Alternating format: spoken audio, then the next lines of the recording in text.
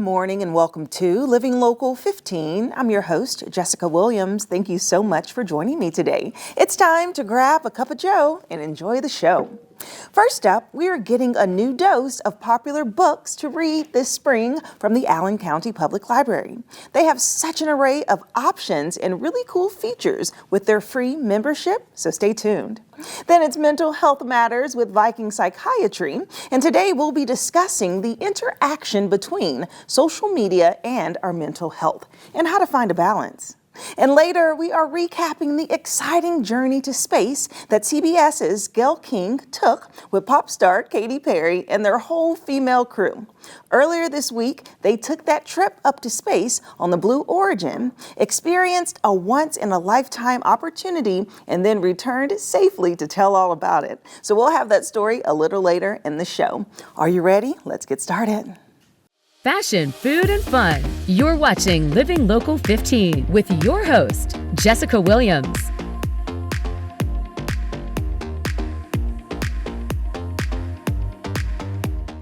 What better way to enjoy the seasons changing than to have a nice book next to you? And I always love it when Aja Michael Keller comes in from the Allen County Public Library to share with me the newest books, the hottest books, the trending books, and so much more happening with the library. So today, Aja is here. Hello. Hi. Welcome back. Thanks for having me. So happy to be here. Yes. Okay. So you brought us a brand new selection.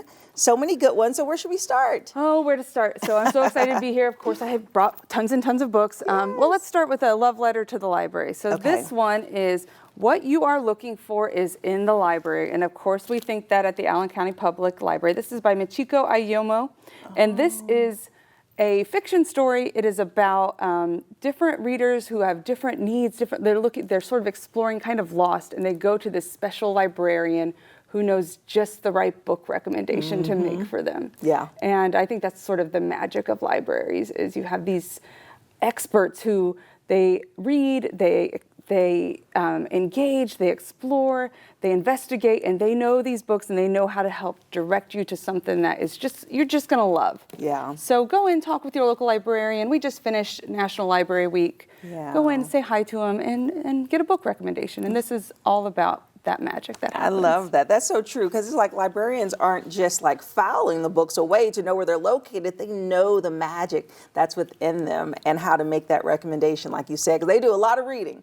They do a lot of reading. We do. We have millions of items, and somehow they know just the right thing to recommend to you. It's a beautiful, magical thing. Awesome. I brought some local authors. This one is by local author Jamie Ward, 100 Things to Do in Indiana Before You Die. Oh. So, it's getting warm. We're thinking about little day trips, road trips. Yes. Well, why do you need to leave Indiana? You can just check these things off your bucket list here. Different places to go all throughout the state. Points of interest, interesting things in small towns and big cities that you can just do right here in Indiana. I love it. Okay, let's see a couple of them. Okay, taste the original tenderloin. Okay, so I learned about the big tenderloins here in Indiana when I moved here, and it's like there's a massive size meat on that sandwich. I'm like, there's so much meat to the sandwich, but that's the point. That's Have you the had whole one thing. of those? Yes. Jumbo Oh, ones? yeah. Oh, yeah. I'm a lifelong Hoosier, of course. I've had a Well, tenderloin. look, you can check that off the list, and so can I, surprisingly. Okay, watch a classic film at the Historic Art Craft Theater, or we also have the drive-in movie theater, which is great. We have a few here in our region. Yep. Yes, that's awesome. Okay, float down a river. Have you kayaked? No, I have not. Add that I to should your do list. Interact with pigs. Okay, that's an interesting one. Okay, one more. Reflect, relax, or pray at St. Mary of the Woods. Yeah, I was just up in South Bend at the Notre Dame Blue and Gold game. Go Irish! I love it. And took my kids up there for the weekend, so it was a wonderful weekend. Okay, what else do we Another have? local author. This one is from just across the border. He's from Ottawa, Ohio, and he has written his book. He hiked see if I get it right, the Triple Crown of Hikes. It is a series of trail hikes, which are very difficult to do. And there are more people who have walked on the moon than have been able to complete these trails all together in 1 year. Wow. And it's called This Is Gonna Hurt. He's from over in Ohio, and it is his story of how he did those trails despite how difficult they were. and the lessons learned, the enlightenment that comes with putting your body and your soul through that type of rigor. I'm sure that has to hurt. I mean, live to tell about it. And I love that this is actually him on the cover because I compared it to his bio picture on the back. That looks like that's actually him falling out. That would be on the me rocks. after about a mile trail hike. But love it. Speaking of local, I wanted to talk about this right here. This is a board game. This is Pax Pamir, and that is from a couple of they're brothers, and they grew up here in Fort Wayne. They don't live locally, but they still live in the region. And they have a game company called Whirligig Games, and they grew up in the Georgetown Library, Georgetown branch of our library. And all of their books are based on historical scenarios, and they do all of their research for those for those games in public libraries.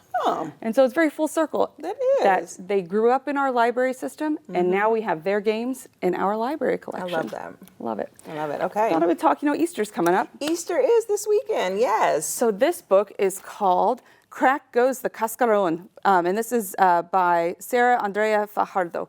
And this is about kind of a little bit of a cheeky kid, and he's going to play these tricks on his family with his cascarones, which are a really fun Mexican tradition around Easter. And so I brought some in. Yes. I don't know if anybody's ever seen these. Okay, no. What are they? They are an empty eggshell that are filled with confetti, sometimes glitter, and then you hide them, and you crack them. You sneak around, crack them over people, and then they get confetti all over them. Like over their head? It's a lot of fun, yeah. Oh, wow. They're so beautiful. Yeah, so these are real eggshells? Yep. They've been emptied out, dried, and then filled with confetti. So this is a craft activity that you can do at home with your kids? Yep. Oh, I love it. Okay, so I don't. I buy them pre-made, but you So you go around and you go, shh, and then the confetti falls out. I love it. It's and that book's all about it. It is. Super colorful. It even has on the back instructions for how to make your own cascarones. Okay, cascarones. Yeah, it's a lot of fun. Okay, what else do we have?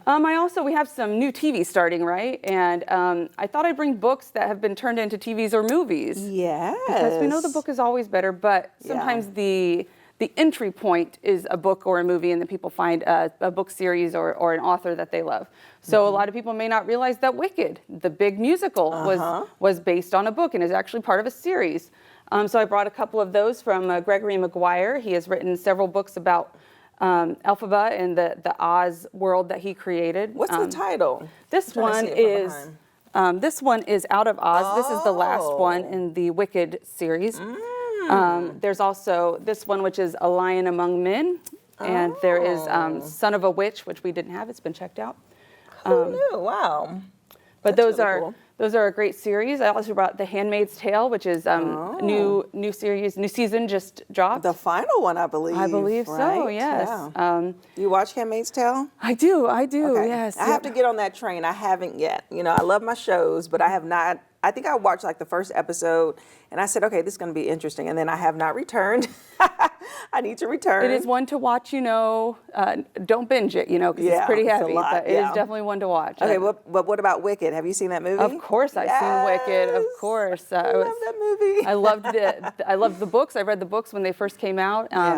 And of course, loved the original Broadway show. And then, of course, when the film came out, I was very happy with how it was done. Yeah. So I'm excited for the next one to come. Yes, me too.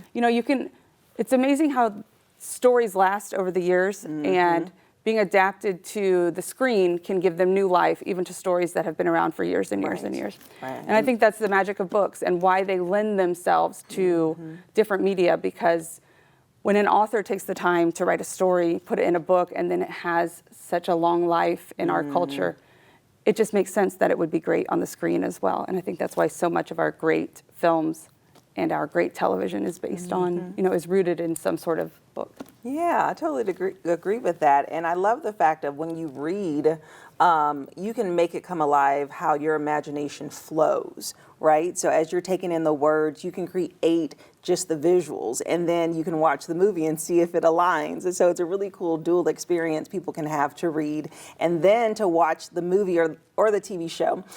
Before I let you leave, I have to know about upcoming events. Yes. Y'all always have something going on. I wanted to tell everybody about a night at the library. Okay. This is a very exciting event. It is a collaboration between our library friends group, the Allen County Public Library Friends, and the Literacy Alliance. And so we partnered on this last year, and it was a huge success, so we're doing it again. And this is where, after hours, you can come into the library, and it's a big fundraiser. Donations are split between the two entities. You get to explore and have private tours of the Genealogy Center, the brand new studio at the library. You get to check out Storyscape, which is our children's area, and you can check out our gallery, check out the stacks, which are just I swear it's got to be like city blocks of just books. And you get to meet with our staff, you get to learn about all of the amazing services of the library, and just get to kind of like hang out with your friends and check out the library after hours. Okay, the library after dark. I love it. Okay, a night at the library. Night at the library, that's May 10th. You can go to the Literacy Alliance's website and get the information on how to get tickets. Okay, well, thank you so much, Aja, for coming in and sharing this new spread with us. Thank you for having me. Yes. And if you would like more information about the Allen County Public Library, we'll have their website listed below, and I'll see you after the break. Follow us on social media at Living Local 15. This segment sponsored by Viking Psychiatry.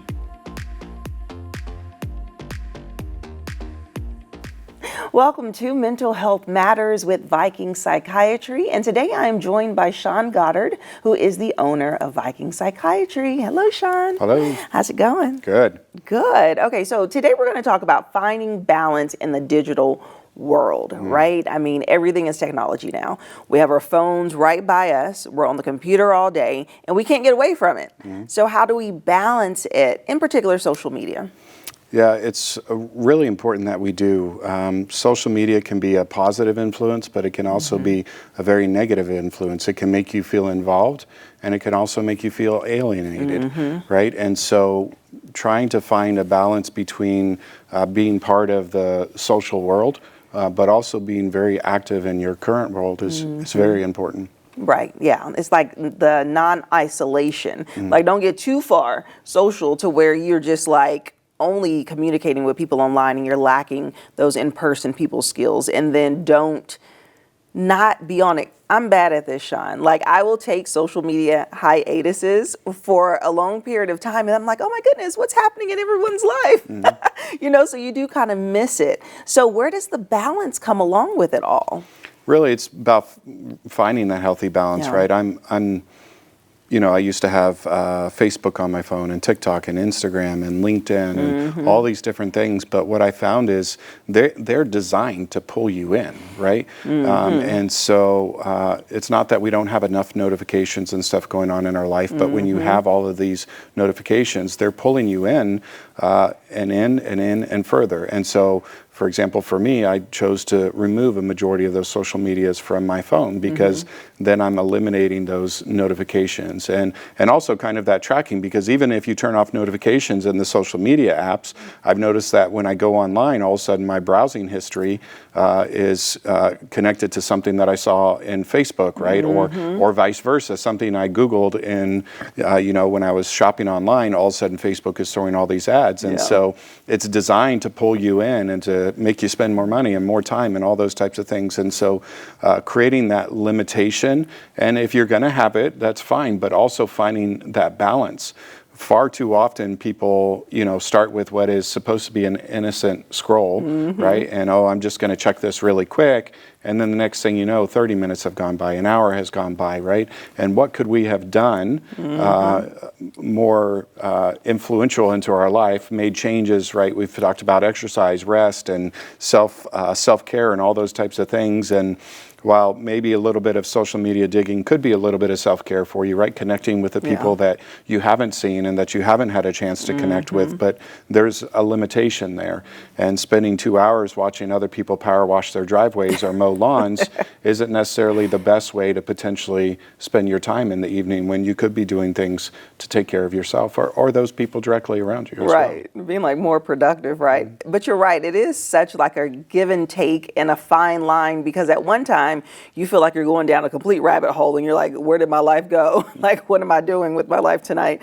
And then on the other side, I get the most belly laughs from watching some videos, and it's just something that I really needed. And But it's funny because you can easily get sucked in, because I have like a group chat with my cousins, right? And they're always sending reels and all these videos all day long. And I'm like, no, like I'm trying not to, go down the rabbit hole. So you're right. It's about trying to stop and find, maybe carving out a little bit of time that you allow yourself to. So what is a sign that you have seen if someone has just taken it too far and they're like, okay, social media may be an issue for me?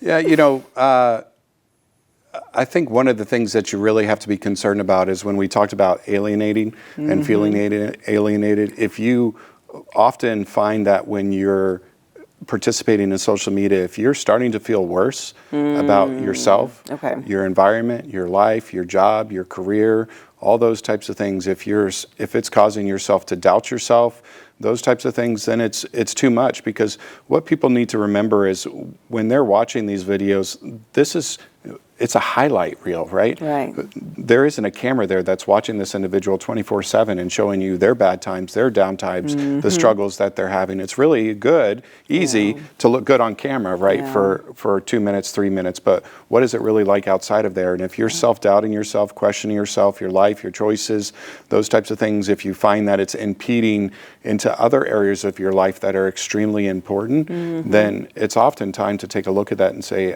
I need to make a change. We are here and we're here to live, and is living really staying on your phone all day long, looking at other people's lives and what they're doing. And it's great to get a laugh and to get some joy, just like you can through a show or a movie or those types of things. But, what would you say to somebody if you found out that they were sitting at their home just watching TV all day, every day, days in a row, right? And they're allowing their life to go by and their self-care to go by, you would be concerned, right? But for some reason, because it's on a phone, right, then we've accepted that and normalized that, and but it shouldn't be normal for us to take away from living just to be involved in this all day long. Yeah, exactly. And just having that healthy relationship with the device. I believe we talked about before just the point of comparison. Comparison is the thief of all joy. So you can't utilize that platform as a way of being like, oh, I wish I had that, or I wish I was doing that, and watching other people live their lives. It's maybe about getting some ideas. It's about finding that laugh, like you said, but it's about taking a break from it too. And there's different people that have talked about like social media detoxing, social media, like being off of it for a little while. So when it comes to forming a healthy relationship with it, do you recommend those things? Yeah, absolutely. I'm not sitting here and telling people not to be involved in social media. If it's important to you, it provides you an outlet. We use social media for Viking, right, on Facebook and LinkedIn and all those types of things, and clients communicate with us through that. But so for me, my go-between was I removed it from my phones, but now if I'm doing Facebook, then I just do it when I'm on the computer, right, so that I can do postings and respond to people and reply to people and those types of things. But it's about setting limitations, I think, is the most important thing. And you can symbolize it down to the conception of a slice of cake. One slice of cake is okay and can be extremely enjoyable, right? But sitting there and eating a whole cake is not a good thing. It's not good for you health-wise and all those types of things. And so if you look at those things and think about doing it by the slice, right, and I'm just going to have a slice of cake and stick to that, then it can be a very positive thing for finding enjoyment and finding relief and maybe even a little bit of self-care, right, by creating laughter, but finding that good balance. Yeah. Everything in moderation. All right. Well, thanks so much for the conversation today. Thank you. And if you'd like more information about Viking Psychiatry, you can learn more about their services and how they really support our community with helping with mental health. We'll have their website listed below, and I'll see you after the break. This segment sponsored by Viking Psychiatry. Something exciting happened to our CBS family this week. Our very own Gail King traveled to space for the first time. And it was the very first all-female crew to travel up. And luckily, they landed back to Earth safely and, dare I say, changed forever. In case you missed it, here's Mark Strassman with the story. Taking up space! 66 miles above Earth, 6 women floated on the edge of space, including CBS Morning's co-host Gayle King. I got you, Flynn. Their 11-minute round trip on Blue Origin was part thrill ride, part statement about representation, women power. What about this flight surprised you? I'm taken aback by the number of people that have been encouraged and inspired by what we're doing.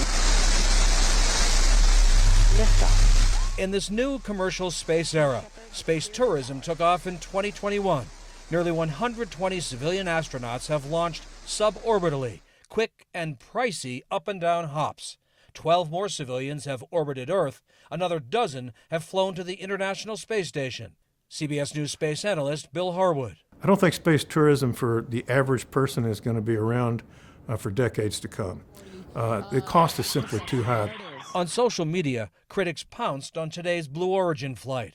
Rich people's amusement park ride. What a waste of money. Lauren Sanchez, the flight's organizer, who invited the others, including King, defended its value. When we hear comments like that, I just say, trust me, come with me, I'll show you what this is about. And it's really eye-opening. Virgin Galactic, a publicly held company, charges $600,000 per passenger. Blue Origin, a privately held company, doesn't disclose its prices. Both want their space rides to become more affordable, but safe to say it'll be years before these prices come down to earth. Mark Strassman, CBS News, Van Horn, Texas. Living Local 15, proudly driven by the Kelly Automotive Group. Thank you so much for tuning in today. I hope you enjoyed the show. And remember, you can always catch up on episodes and segments of Living Local 15 by going to WANE.com, downloading the WANE app, and also checking us out on YouTube. And I'll leave you with this. Dreams are meant to be followed. Risks are meant to be taken. Don't just dream about it, be about it. I look forward to seeing you here tomorrow. Bye-bye. Content segments during today's Living Local 15 were paid for by these sponsors.